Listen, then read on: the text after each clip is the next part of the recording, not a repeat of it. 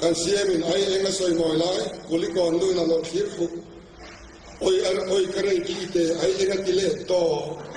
konin point pakhat kan soi dia ni thiam te hian mi ring chi thumin an thiana ni ang mang ma hi normal an tia ni ang lo hi abnormal an tia ni ang ni bok se lo ang lo ni chi bok se lo ai kar mi not normal an tia not normal ho su an lim thei an si se du zat mai le ai tiang lama kan soi son kan mi pha kan siam lui kan lo lang thei mai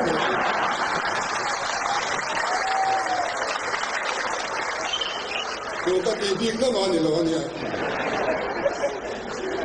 Kaya kamu pakat awma vision statement. Mautan siya sesona hoitum asoy beta. Kanang mausang loy katsut niya katsut suwak to ati ha. Matikton magdadoy li som nile panga. Awama tunare ang yan kan falsuan o magtadoy matikton magtadoy lir tule di ba som ni panga awama ati ay tunare ang apoin saltay lang Mizoramina kan bufay mamo kum zahitsung su alay kayo niti so kay kakading tabata abat hamon thak ho department dang song ya kan na hi da fa sila kan va kin mau hi koi pu nu ka dia an hole sia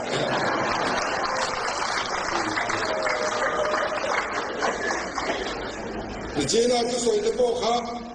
atok to thu to ron de o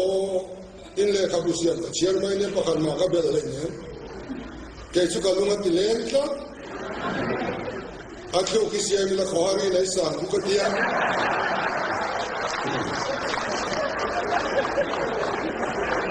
boy na kaso ilibig ang niyang assembly proceeding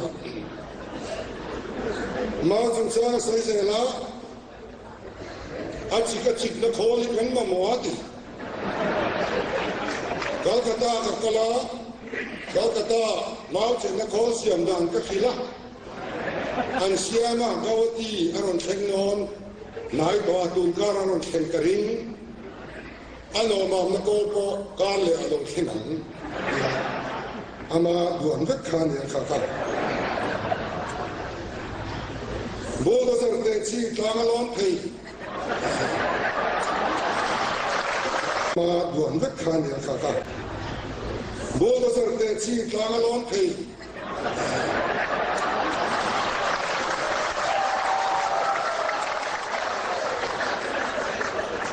Kaya na siya lupa ka kanina niya. Nilawan ka kala. Public so kan so na kana nung amin so tani ka felde na yan. Hay tipong ching kan niya ani yellow kala polo lang kala lang tayo karon pwede nga tere sa laila. Nil takin tar nim king kui inching nga. Alay akar o king kui si na calling to siya insuang. Asi huna sudah suan kol kanda amena in metanga keu atianga akil payvik ne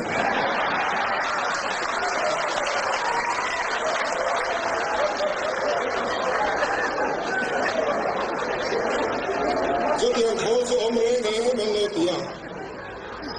kan ramlal dari awamati suan awamangai lo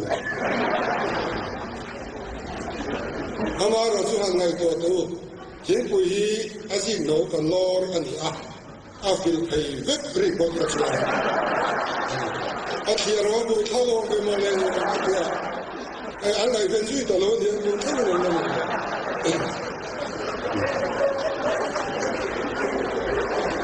Dumka कहाँ कल या मिलो कल खल या बोला जो ना मिंजोत लिया kan siya malukala sa techin keu rowaron dia sa thei so na khol kal thei ka ron peng chu ne ai tin ne so ka tia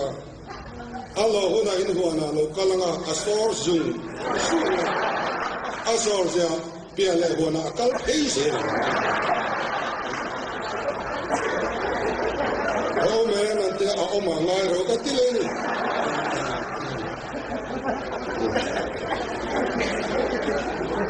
moi kan leader i boy pui lai kan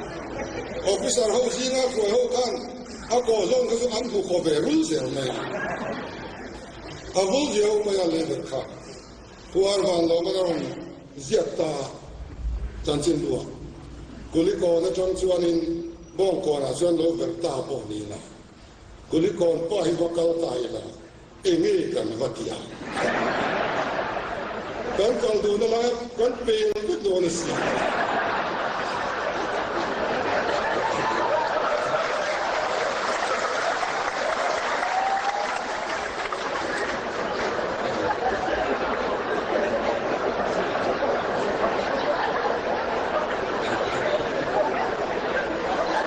MLA khain ke MLA som ni panyajanin pathuma antla antla ne sange man so sile maya atuam damnan Mizoram party elected obiga ber anni ni to mane to na ta kanni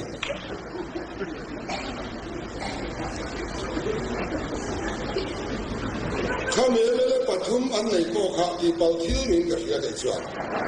war thak tilave democracy chone ye kaldan pa ngayania voina rurel tu kanya atu ka rurel tu kannilova chutiang chuan democracy cho kaldan pa ngayania tin chutai kan thopui te pa ngayania chu wangin alomom katia kalom pui ka congratulate chumien tirnan chuan Mizoram ayan tun mai nan titoem kashilawa chief minister masa ina chief minister tharzok swearing ina hantel puya khat khopa kaini tan chan stra ni katia chu vain lom puina entirnan swearing ina point kan tel puya ni idilongam hle mai ha ibial mun hi idinga in tlave ve mai kha mi pon makan ti in ka ria I surprise ve lo mo atira chon ka surprise amara chu Mizoram in than pum pui tren kan enin surprise lei thei poni tolova asang tel kan tla duai mai sia atlinga ka awamak ze veti zok ture ni ta chu wangin atlak pui kuma chon I kan tla tura ka ngaya chu ka sei voi khat na ni chu moi te piri chu kan in poi fak cham no sela kumwa kum mai kan ich atai kitin